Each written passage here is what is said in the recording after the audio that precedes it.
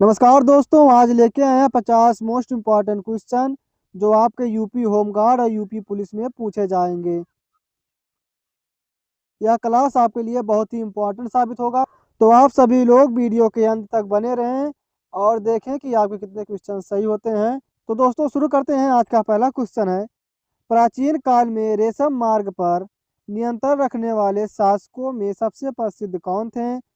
तो दोस्तों आप सब बताएंगे सबसे प्रसिद्ध शासक कौन थे। मौर्य थे, या कुषाण थे, या सातवाहन थे, या गुप्त थे? तो आपका सही उत्तर हो जाएगा दोस्तों, प्राचीन काल में रेशम मार्ग पर नियंत्रण रखने वाले कुषाण शासक सबसे प्रसिद्ध थे। ऑप्शन बी कुषाण सही है। अगला प्रश्न है, अकबरनामा के किस भाग को आईने अकबरी कहा जाता है? तो दोस्तों आईने अकबरी अकबरनामा के किस भाग को कहा जाता है बताएंगे।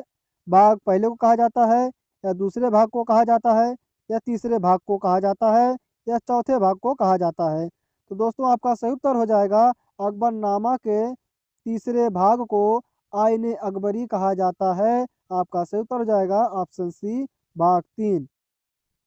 अगला प्रश्न है दोस्तों, चोल काल में वेल्लन वगाई भूमि किस प्रकार की भूमि को कहा जाता था? तो दोस्तों आप सभी का सही उत्तर हो जाएगा, वेल्लन वगाई भूमि जो है गैर ब्राह्मण किसान स्वामियों की भूमि को कहा जाता था। आपका सही उत्तर हो जाएगा ऑप्शन बी। आपका अगला प्रश्न है, भारतीय संविधान का अनुच्छेद 21 नागरिकों को कौन सा मौलिक अधिकार देता है? तो दोस्तों आप सब बताएंगे कि भारतीय संविधान का अनुच्छेद 21 नागरिकों को कौन सा मौलिक अधिकार देता है। शिक्षा का अधिकार देता है, या धार्मिक स्वतंत्रता का अधिकार देता है, या जीवन और व्यक्तिगत स्वतंत्रता का अधिकार देता है, या संवैधानिक उपचारों का अधिकार देता है? तो दोस्तों आपका सही उत्तर हो जाएगा, भारतीय संविधान का अनुच्छेद 21 नागरिकों को जीवन और व्यक्तिगत स्वतंत्रता का अधिकार देता है। ऑप्शन सी सही है। आपका अगला प्रश्न है, किसी भी विधेयक को धन विधेयक मनी बिल घोषित करने का अंतिम अधिकार किसके पास है? तो दोस्तों मनी बिल घोषित करने का अंतिम अधिकार लोकसभा अध्यक्ष के पास है। ऑप्शन सी लोकसभा अध्यक्ष सही है। आपका अगला प्रश्न है, निम्नलिखित में से कौन सा धातु नॉन मेटल कमरे के ताप पर द्रव अवस्था में रहता है? तो दोस्तों आपका सही उत्तर हो जाएगा ऑप्शन बी ब्रोमीन। अगला प्रश्न है दोस्तों, मानव कान के लिए श्रव्य सीमा कितनी होती है? तो मानव कान के लिए श्रव्य सीमा 20 हर्ट्ज से 20,000 हर्ट्ज होती है। ऑप्शन बी सही है। अगला प्रश्न है, आनुवांशिकी का जनक किसे कहा जाता है? आनुवांशिकी का जनक ग्रेगर जॉन मेंडल को कहा जाता है। ऑप्शन बी सही है। आपका अगला प्रश्न है, सवाना घास के मैदान मुख्य रूप से किस महाद्वीप में पाए जाते हैं? तो आप सब बताएंगे सवाना घास के मैदान मुख्य रूप से दक्षिण अमेरिका में पाया जाता है, या अफ्रीका में पाया जाता है, या ऑस्ट्रेलिया में पाया जाता है, या यूरोप में पाया जाता है? तो आपका सही उत्तर हो जाएगा दोस्तों, सवाना घास के मैदान मुख्य रूप से अफ्रीका महाद्वीप में पाए जाते हैं। ऑप्शन बी अफ्रीका सही है।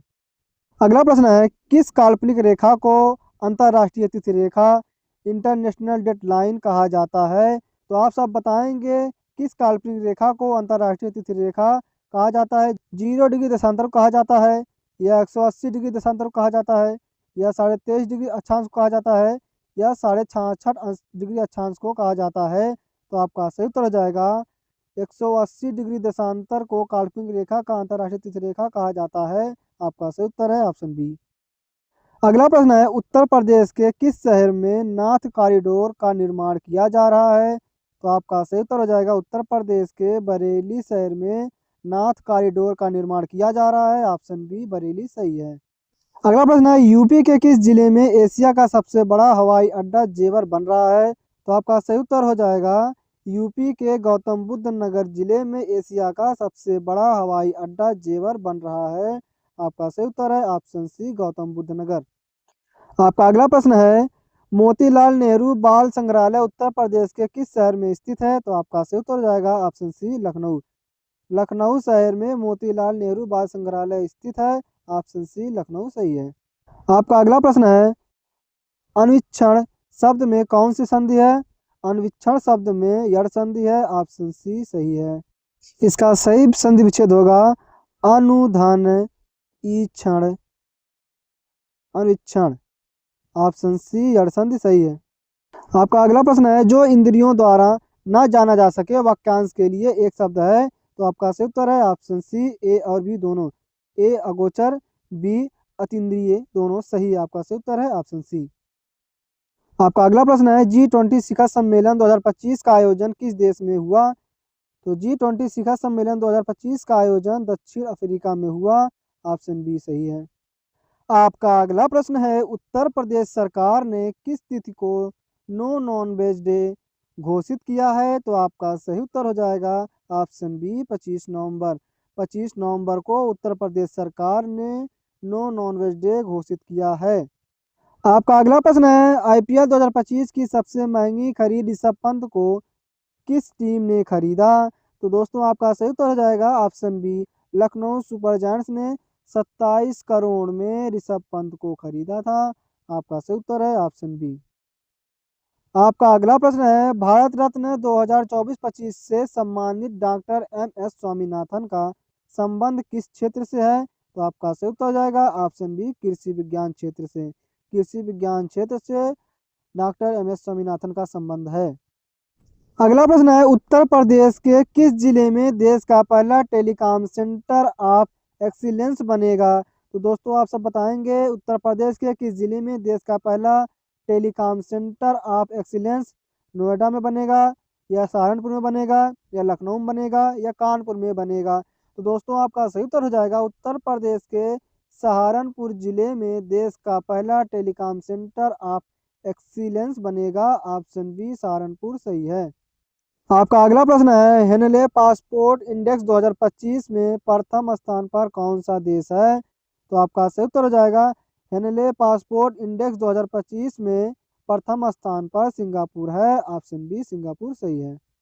आपका अगला प्रश्न है, वर्तमान 2026 में भारत के राष्ट्रीय सुरक्षा सलाहकार NSA कौन है। तो आप सब बताएंगे, वर्तमान 2026 में भारत के राष्ट्रीय सुरक्षा सलाहकार NSA पंकज कुमार सिंह है, अजीत डोभाल है, या राजीव कुमार है, या S जयशंकर हैं। तो आपका सही उत्तर हो जाएगा ऑप्शन बी अजीत डोभाल। अजीत डोभाल 2026 में भारत के राष्ट्रीय सुरक्षा सलाहकार NSA हैं। ऑप्शन बी अजीत डोभाल सही है। अगला प्रश्न है, उत्तर प्रदेश विधानसभा के वर्तमान अध्यक्ष कौन है। तो आपका सही उत्तर हो जाएगा, उत्तर प्रदेश विधानसभा के वर्तमान अध्यक्ष सतीश महाना है। ऑप्शन ए सतीश महाना सही है। अगला प्रश्न है, 2026 के फीफा विश्व कप में कुल कितनी टीमें हिस्सा लेंगी। तो आप सब बताएंगे, 2026 के फीफा विश्व कप में कुल कितने टीम हिस्सा ले रहे हैं। 32 टीम हिस्सा ले रही है, या 48 टीम हिस्सा ले रही है, या 40 टीम हिस्सा ले रही है, या 52 टीम हिस्सा ले रही है। तो आपका सही उत्तर हो जाएगा, 2026 के फीफा विश्व कप में कुल 48 टीमें हिस्सा लेंगी। ऑप्शन बी 48 सही है। अगला प्रश्न है, पास्कल का नियम मुख्य रूप से किससे संबंधित है। तो आप सब बताएंगे, पास्कल का नियम मुख्य रूप से गैसों के दबाव से संबंधित है, या द्रव्यों के दबाव से संबंधित है, या ऊष्मा के संरक्षण से संबंधित है, या घर्षण बल से संबंधित है। तो आपका सही उत्तर हो जाएगा, पास्कल का नियम द्रव्यों के दबाव से संबंधित है। ऑप्शन बी सही है। आपका अगला प्रश्न है, लोहे के चूर्ण पर तनु हाइड्रोक्लोरिक अम्ल HCl डालने से कौन सी गैस निकलती है। तो आपका सही उत्तर हो जाएगा ऑप्शन सी हाइड्रोजन गैस निकलती है। ऑप्शन सी हाइड्रोजन गैस सही है। आपका अगला प्रश्न है, प्रकाश का प्रकीर्णन सबसे कम किस रंग में होता है। तो आप सब बताएंगे दोस्तों, प्रकाश का प्रकीर्णन सबसे कम बैंगनी रंग में होता है, या नीले रंग में होता है, या लाल रंग में होता है, या पीला रंग में होता है। तो आपका सही उत्तर हो जाएगा, प्रकाश का प्रकीर्णन सबसे कम लाल रंग में होता है। ऑप्शन सी लाल रंग सही है। आपका अगला प्रश्न है, कुवत उल इस्लाम मस्जिद का निर्माण किस सुल्तान ने करवाया था। तो आप सब बताएंगे, कुवत उल इस्लाम मस्जिद का निर्माण इल्तुतमिश ने करवाया था, या कुतुबुद्दीन ऐबक ने करवाया था, या अलाउद्दीन खिलजी ने करवाया था, या बलबल ने करवाया था। तो आपका सही उत्तर हो जाएगा दोस्तों, कुवत उल इस्लाम मस्जिद का निर्माण कुतुबुद्दीन ऐबक ने करवाया था। ऑप्शन बी कुतुबुद्दीन ऐबक सही है। अगला प्रश्न है, हड़प्पा सभ्यता के किस स्थल से मिट्टी के हल का खिलौना प्राप्त हुआ है। दोस्तों आपका सही उत्तर होगा, हड़प्पा सभ्यता के बनावली स्थल से मिट्टी के हल का खिलौना प्राप्त हुआ है। ऑप्शन सी बनावली सही है। अगला प्रश्न है, बॉक्साइट किस धातु का मुख्य अयस्क है। तो आपका सही उत्तर हो जाएगा option C aluminium. Bauxite aluminium धातु का मुख्य अयस्क है। ऑप्शन सी एल्युमिनियम सही है। अगला प्रश्न है मानसून शब्द की उत्पत्ति किस भाषा के शब्द से हुई है? तो आप सब बताएंगे मानसून शब्द की उत्पत्ति किस भाषा के शब्द से है। लैटिन भाषा से हुई है, या अरबी भाषा से हुई है, या फारसी भाषा से हुई है, या तुर्की भाषा से हुई है। तो आपका सही उत्तर हो जाएगा दोस्तों मानसून शब्द की उत्पत्ति अरबी भाषा के शब्द से हुई है। ऑप्शन बी अरबी भाषा सही है। अगला प्रश्न है उत्तर प्रदेश के किस जिले को फाइबर ग्लास के उत्पादन का केंद्र माना जाता है? तो आपका सही उत्तर हो जाएगा ऑप्शन बी फिरोजाबाद। फिरोजाबाद को फाइबर ग्लास के उत्पादन का केंद्र माना जाता है। ऑप्शन बी फिरोजाबाद सही है। अगला प्रश्न है उत्तर प्रदेश में रानी लक्ष्मीबाई बांध परियोजना किस नदी पर निर्मित है? तो आप सब बताएंगे उत्तर प्रदेश में रानी लक्ष्मीबाई बांध परियोजना केन नदी पर निर्मित है, या बेतवा नदी पर निर्मित है, या चंबल नदी पर निर्मित है, या सोन नदी पर निर्मित है। तो दोस्तों आपका सही उत्तर हो जाएगा उत्तर प्रदेश में रानी लक्ष्मीबाई बांध परियोजना बेतवा नदी पर निर्मित है। ऑप्शन बी बेतवा नदी सही है। अगला प्रश्न है कल्प योजना उत्तर प्रदेश में किससे संबंधित है? कल्प योजना उत्तर प्रदेश में प्राथमिक शिक्षा से संबंधित है। ऑप्शन बी प्राथमिक शिक्षा सही है। अगला प्रश्न है उच्छ्वास शब्द का सही संधि विच्छेद क्या है?